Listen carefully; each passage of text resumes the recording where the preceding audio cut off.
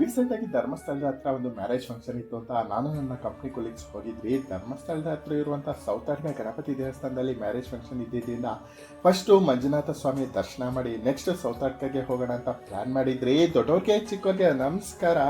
ಧರ್ಮಸ್ಥಳದ ಮಂಜುನಾಥ ಸ್ವಾಮಿ ಕೆಲವರಿಗೆ ಬರೀ ದೇವರಲ್ಲ, ಕೆಲವರ ಭಾವನೆಯಾಗಿದೆ. ತುಂಬ ಜನ ತಾವು ಏನೇ ಒಳ್ಳೆ ಕೆಲಸ ಮಾಡಿದ್ರು ಸಹ ಮೊದಲು ಬಂದು ಮಂಜುನಾಥ ಸ್ವಾಮಿಯ ಆಶೀರ್ವಾದ ಪಡೆದುಕೊಳ್ತಾರೆ. ಧರ್ಮಸ್ಥಳದಲ್ಲಿ ನಡೆದಿರುವ ಅತ್ಯಾಚಾರಗಳು, ಕೊಲೆಗಳ ಹಿಂದೆ ಯಾವುದೇ ದೊಡ್ಡ ವ್ಯಕ್ತಿಯ ಕೈವಾಡವಿದ್ದರೂ ಸಹ ಅವರಿಗೆ ಖಂಡಿತ ಶಿಕ್ಷೆ ಆಗಲೇಬೇಕು. ಆದರೆ ತುಂಬ ಭಕ್ತಾದಿಗಳ ಭಾವನೆಯಾಗಿರುವ ಮಂಜುನಾಥ ಸ್ವಾಮಿಯನ್ನು ದೂಷಿಸುವುದು ಸರಿಯಲ್ಲ ಎನ್ನುವುದು ನನ್ನ ಅನಿಸಿಕೆ. ಮಾರ್ನಿಂಗ್ ನಾವು 7 o'clock ಕ್ಯೂಗೆ ಹೋದ್ರಿ. ನಾವು ಹೋಗಿದ್ದು 200 rupees ಟಿಕೆಟು. ಸಂಡೇ ಆಗಿದ್ದರಿಂದ 200 rupees ಟಿಕೆಟ್ ತೊಗೊಂಡು ಕ್ಯೂಗೆ ಹೋದ್ರಿ. ನಾವು 9ಗೆಲ್ಲ ಔಟ್ಸೈಡ್ ಬಂದು ದರ್ಶನ ಮಾಡಿಕೊಂಡು ನೆಕ್ಸ್ಟ್ ಏನು ಮಾಡಿದ್ರಿ ಅಂತ ನೆಕ್ಸ್ಟ್ ವಿಡಿಯೋನಲ್ಲಿ ಹೇಳ್ತೀನಿ. ಅಲ್ಲಿ ತನಕ ನೀವು ನನ್ನ ಪೇಜ್ನ ಫಾಲೋ ಮಾಡಿಲ್ಲ ಅಂದರೆ ಫಾಲೋ ಮಾಡಿ. ಈ ವಿಡಿಯೋ ನಿಮಗೆ ಇಷ್ಟ ಆಗಿದ್ರೆ ಲೈಕ್ ಮಾಡಿ.